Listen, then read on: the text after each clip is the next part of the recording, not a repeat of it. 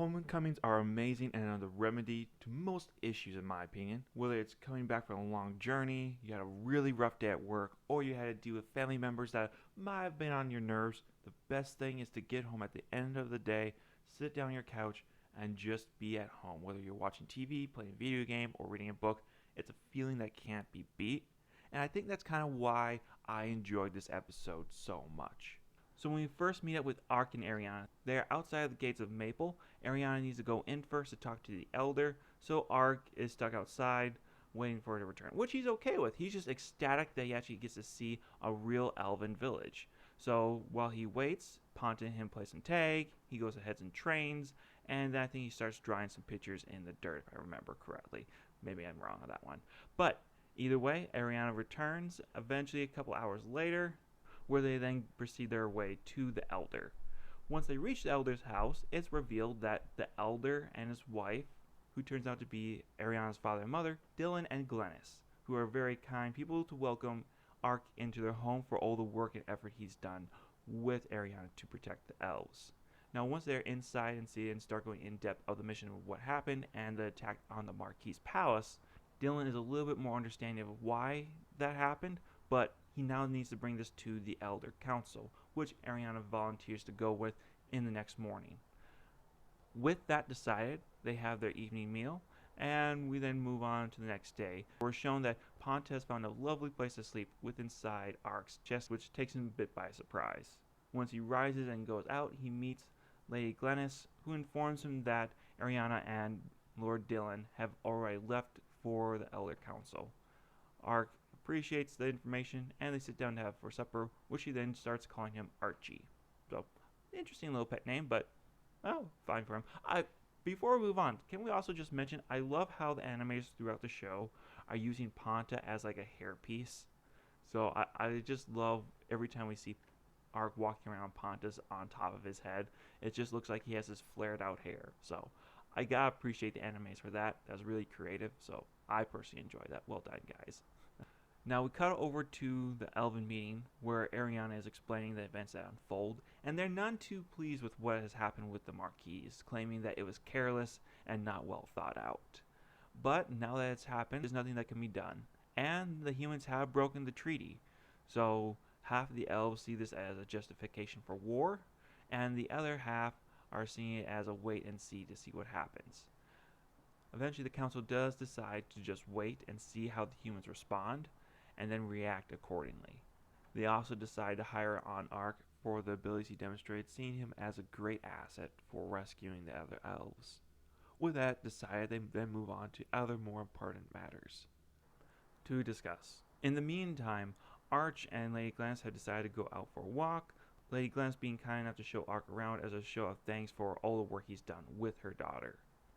As they're strolling through the city, two elven girls come up. They are the kids that Ark saved back in episode 3, and they just want to say thank you to him and show off some of their magic to him. Ark praises both the girls' abilities and wishes them good luck as they depart from him and Lady Gladys. Ark apologizes to Lady Gladys for the delay, who says it's quite alright and in fact has a little bit of thoughtful expression on her face when she then turns to Ark and asks if he's willing to spar with her, which surprises both Ark and Ponta, and I have to say me as well, because this tiny form wants to fight a giant beast like Ark? Okay, if you want to get crushed, we'll see what happens. Well, it turns out that Ariana learned all her skills from her mother, and if Ariana was a fast attacker, her mother is probably 3 times as fast. From what we see, Ark isn't able to land a single blow, just constantly getting pummeled left and right.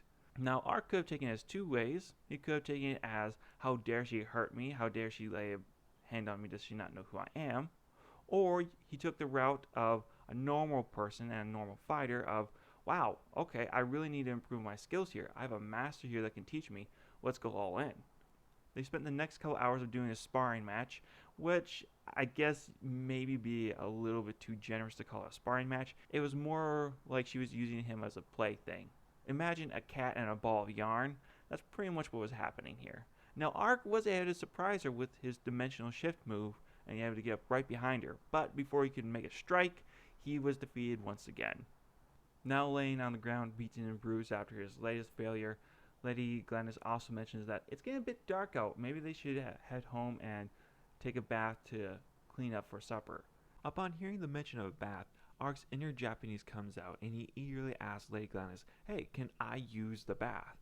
And that he's more than willing to pay for use.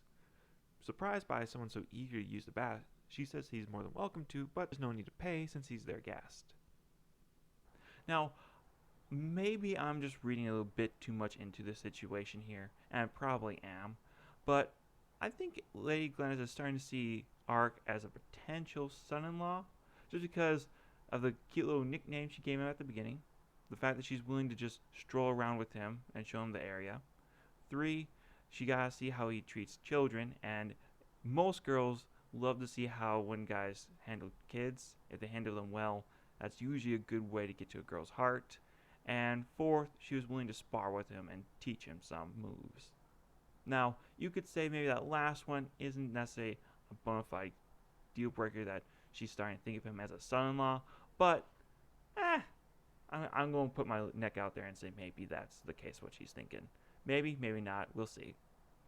But speaking of relations, Dylan and Ariana have just finished up with their meeting with the elders and on their way home when they meet up with Ariana's sister, Evine, who has quite a unique way of saying hello. She likes to get quite close to her younger sister. Sorry, was that just me hearing that? Yeah, no, probably nothing weird going on there. Maybe. But alright. So once they're done with their very intense greeting, it's then revealed that Evine is going to be getting married, which completely shocks Ariana because Evine is kind of a combat at it. She loves fighting. She's really good at it. And so to see that she's settling down kind of comes as a shock to her. Now, apparently, the guy that her sister is going to be marrying is a real stoic figure that she finds just dreamy. This then leads her into questioning Ariana if she has anyone that she's looking at romantically. Ariana says no, but her face is saying something completely different. Her thoughts are going to our boy Ark, probably. Now, her sister keeps pestering her, but eventually leaves it be, although she gives her some nice friendly teasing, at least I think it's teasing, that whoever she picks is going to have to fight her for her hand. Which Ariana takes as she's never going to get married, which her sister fully endorses. So, maybe, hopefully it's teasing.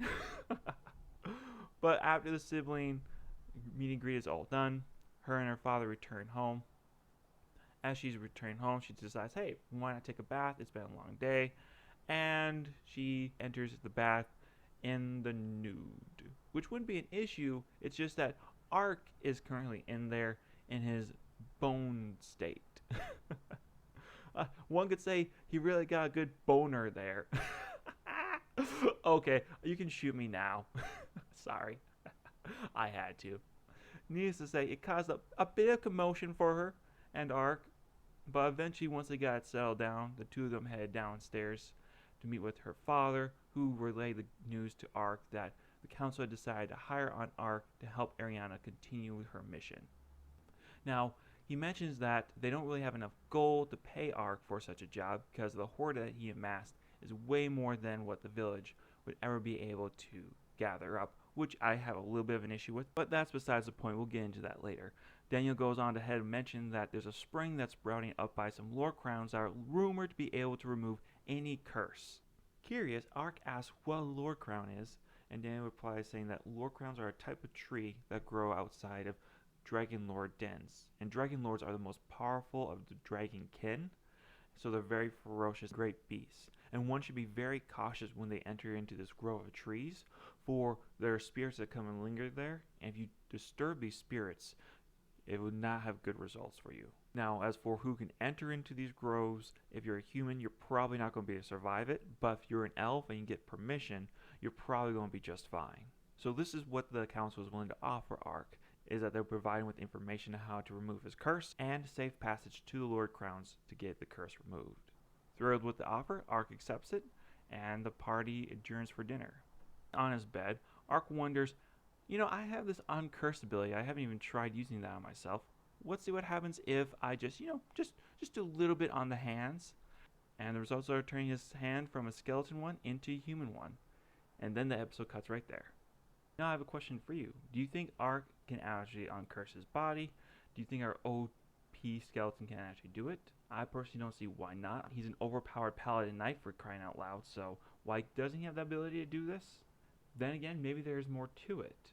Either way, I'd love to hear you guys' comments of this down below. Let me know your thoughts. Can Ark just uncurse himself and go back to normal? Or is it going to be more difficult? I'd like to hear what you guys' thoughts are on the matter. Now, I just want to quickly talk about the design of the Elven City Maple. I personally liked it a lot. I thought they were a bit unique compared to other Elven cities that we see. Yes, we still have the tree elements there of them living in trees, but it looked different from what we see in the typical Elven animes. So I'm happy that we got some differentiation there. So I was happy with that personally.